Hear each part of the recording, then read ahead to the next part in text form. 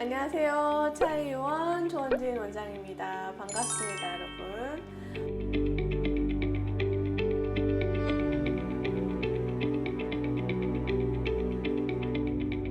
서머지 FLX를 할 때와 수면 마취를 막 해야지 되는 줄 아는 분들이 있어요. 꼭 필수적으로. 전혀 그렇지 않아요. 수면 마취를 해야 될 정도로 막 극악스러운 통증이 있거나 괴로운 그런 시술이 아닙니다. 저 개인적으로 이제 수면 마취를 좋아하지도 않긴 하지만 대부분의 경우에는 견딜 정도의 통증이에요. 견딜 만한 통증이고 이제 너무 통증이 예민하신 경우에는 신경 국소 마취를 통해서 조절해 볼 수 있는 부분이 있고요. 연고 마취 수준으로도 충분히 조절되는 정도의 통증이다라고 이해해 주시면 좋아요. 그리고 이 시술이 제대로 되었는지를 확인하기 위해서는 이제 시술이 다 끝난 다음에 이 계기판에서 이 부분을 확인을 하시면 돼요. 여기서 보시면 이 delivered라는 에너지 표시가 뜰 거예요. 여기에서 최소한 30에서 35kJ 정도가 이상이 되어야 제대로 된 유효한 에너지가 들어갔다라고 판단하시면 됩니다. 그보다 좀 더 낮은 에너지는 충분하게는 에너지 전달이 안 됐다라고 생각하시면 되고요. 그렇다고 해서 뭔가 이게 또 많이 들어가서 좋은 거냐? 그건 절대 아니기 때문에 그건 이제 의사 선생님의 판단에 따라서 에너지 조절이 좀 들어갈 수 있다는 점은 알고 계시고요. 자, 그리고 서머지 FLX가 워낙 이제 고가이기도 하고 유명하기도 하고 뭔가 이제 기대감이 되게 막 높이 차올라서 하시는 경우들도 있죠. 계속 지속하셨던 분들은 아닌데 이제 이 시술 자체의 기대감이 너무 큰 상태에서 시술을 하시고 난 뒤에 결과물을 보시고 내가 생각했던 것처럼 그게 반짝반짝이 아닌 거예요. 확 터질 줄 알았고 확 피부가 홀골탈퇴하듯이 좋아지고 막 그럴 줄 알았는데 그게 아닌 거죠. 그런 경우에는 내가 이 서머지 FLX를 했는데 이게 뭔가 싶으시는 경우도 있을 수 있을 것 같습니다. 그런 건 당연히 환상의 그런 시술은 없어요. 어느 정도의 제한점은 당연히 있습니다. 그래서 적절한 나이와 적절한 자궁증을 통해서 일찍부터 관리가 시작되어야 그래서 좋은 거고요.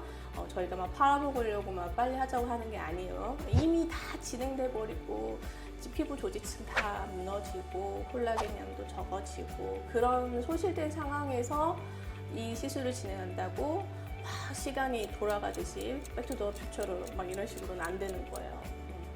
어느 정도의 한계점은 알고 계셔야 됩니다. 서머지 FLX의 시술 시간은 600살 기준으로 30에서 40분 정도면 빨리 끝나는데 문제는 그 전처치예요. 전처치가 이제 연고 마취 시간이 좀 충분히 확보가 돼야 돼요. 30분에서 50분 정도의 연고 마취 시간이 있는데 도합 그러면 다 합치면 적어도 1시간에서 1시간 반 정도는 시간을 잡고 오셔야 여유 있게 시술을 받을 수가 있습니다.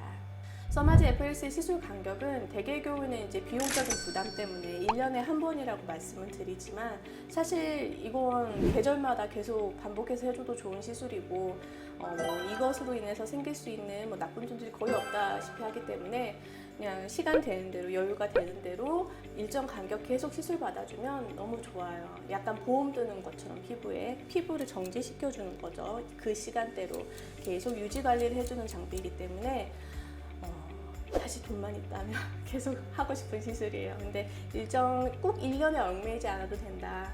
3개월 간격, 4개월 간격, 6개월 간격 이런 식으로 꾸준하게 시술 해주는 거 상당히 괜찮다라고 생각해 주시면 돼요.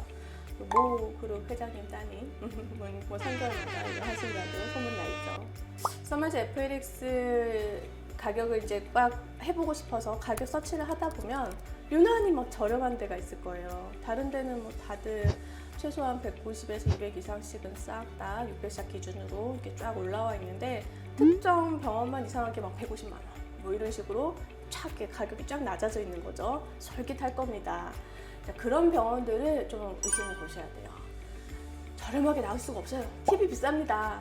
팁이 비싸서 그렇게 저렴한 수가가 나올 수가 없고 일단 가격적인 부분은 어느 정도 대세를 좀 따라가는 흐름에 맞춰진 가격대의 시술이 어느 정도는 눈탱이 맞을 확률이 적다라고 생각하시면 되시고요.